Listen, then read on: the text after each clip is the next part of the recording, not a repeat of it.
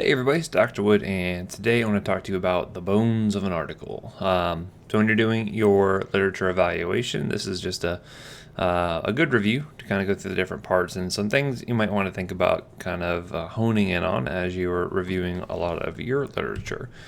Let's see. So getting into the different sections, I'll cover these individually, but this is a good handy sort of picture you can go back to and review if you're trying to recall what the normal parts of a journal article should be. But after reading enough of these, you'll have a pretty good feel for how these go, and they generally have the same flow for the most part. First thing you're going to see is a summary, or more often it'll be termed the abstract, and this is essentially a pretty concise statement of the goal and the hypothesis of the study, and basically we'll say, here's what we wanted to look at, here's how we did it, and here is the highlights of the results. Keep in mind though, this is not detailed. You're not going to get an idea of, patient demographics. They'll probably say how many patients they had, but they're not going to give you all the nitty-gritty details you're going to find there in the actual body of the text. Again, this is the author's sort of advertisement, so people typically will pick what they want to read based off of the abstract. So if I read an abstract and it sounds boring or like it's not relevant to what I'm interested in, then I will pass it over. So typically they're going to put their best foot forward in these sort of situations to try to get someone to actually read it.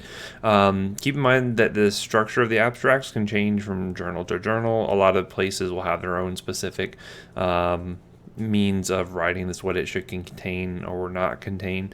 So you may find that like JAMA has a very different abstract format than like New England Journal of Medicine, for instance. Keep in mind it's very easy to look at a abstract and think, wow, I know everything I need to know about this. Why read all these extra pages of text? Because you need more context. You need to be able to make your own interpretation of the results, not just what the author is telling you, because there's been cases where they make mistakes or they will sort of bury the lead a little bit in terms of what kind of claims they're making in the abstract that may or may not be backed up by the actual paper itself. So again, always make sure you don't just read the abstract.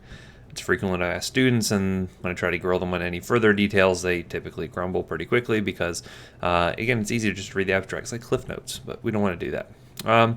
Then you get into the introduction. This is, again, we're getting the background information for the topic, and typically you're going to be seeing why they think it's important. Like, why did they actually look at this in the first place?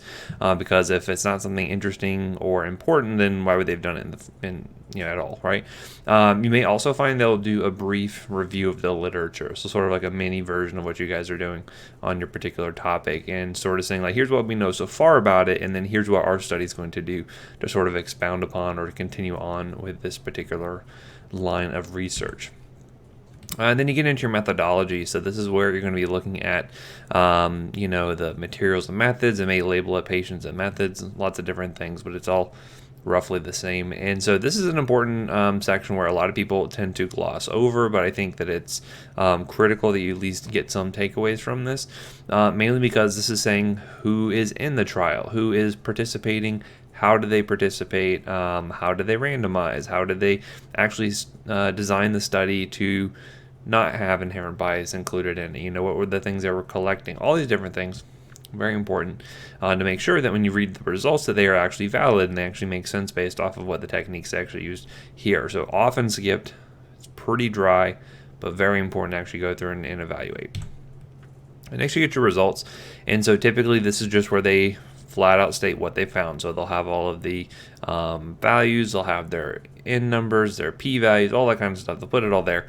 This is where you see a lot of like charts and graphs and figures and things like that. And keep in mind when they're just putting out like raw data out there, like you still have to do some interpretation of it. Once they get into their conclusions, that's where they'll kind of give their own 2 cents. But again, you should, as a clinician, be able to look at the results of a study and decide that, okay, is this something actionable? Do I think this is a good thing, a bad thing, whatever the case may be. And so it's what you need to look at in order to make an informed decision about what you're going to do with that particular piece of literature, right?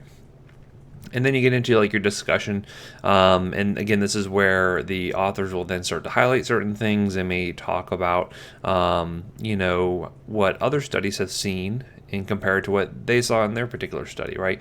They may look at things like, okay, why do we think we found these results, and how might they change if we were to have done this instead? And they will also look to see like how they maybe could improve in the future, what kind of future directions they might want to go in. And again, they're trying to sort of analyze it and kind of come up with their own conclusion for this sort of thing, right? This is pretty speculative, and so you want to be cautious when you're reading this, because they could say something that is maybe not as well supported as what the results actually are, because again, this is them kind of doing their own analysis. So just because they say something doesn't mean you want to take it just at face value.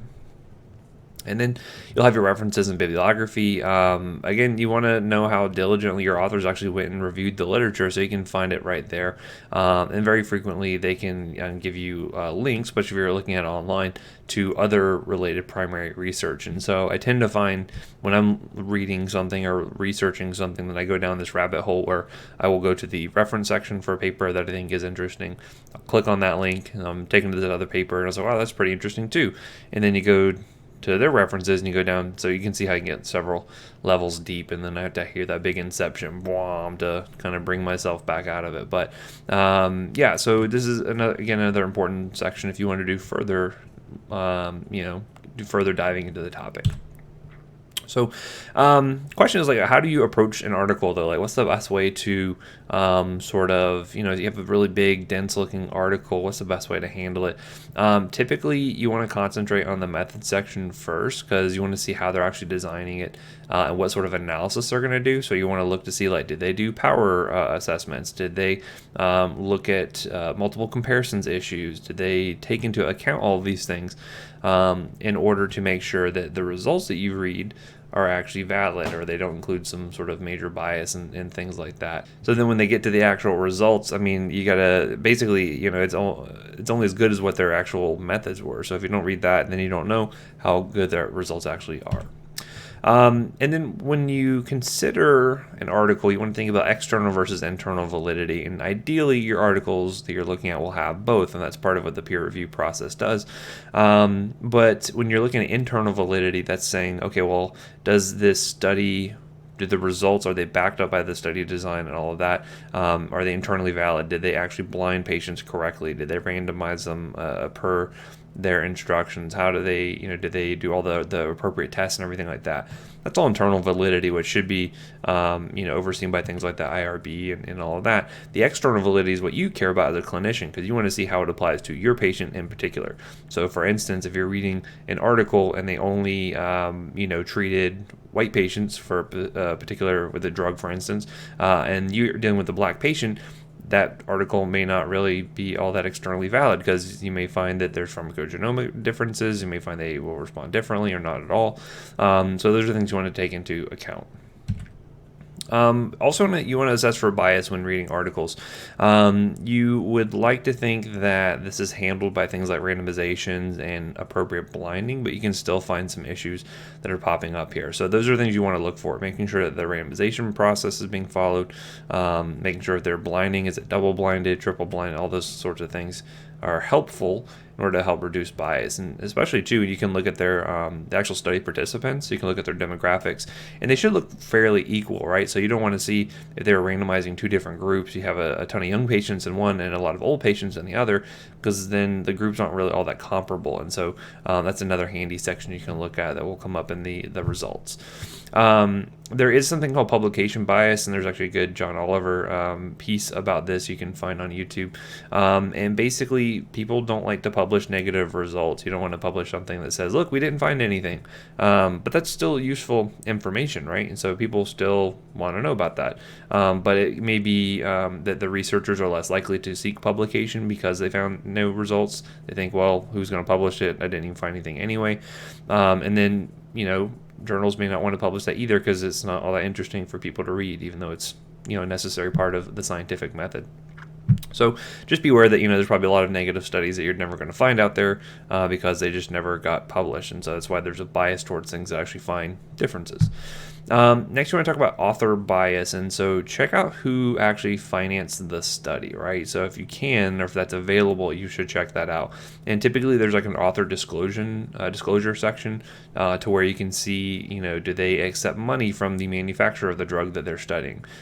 Do they have financial ties that may make them a little more biased to show a difference when maybe not juke the numbers necessarily. Most people don't usually just flat out, fabricate things. But, if you're looking for something, you're more than likely to find it if you have some financial, incentives to do so. And, you'll find all kinds of studies. For instance, like you'll find one that says, wow, the study found that if you eat like 3 pounds of blueberries a day, that you reduce your chance for a certain type of cancer by 5%. And it's like funded by the National Advocacy Group for Blueberry Farmers or something like that. So again, they're funding studies that make their product look in a good light, and that's good for them. So think about bias, whether inherent in the actual study design or some of the external factors that could be playing a role here. Okay. So that's it for this section. Happy reading your journals. The assignment for this week will be actually doing the literature eval and actually filling out that questions for one of your articles. Again, it's handy to go with that format and kind of go through that process for every article that you read, and that can be useful to try to, just like you do a physical exam on patients the same way every time, if you read an article the same way every time, it can help out with your expediency and be more efficient when actually looking through this stuff. So if anything else, I will talk to you guys soon. Thanks a lot. Bye.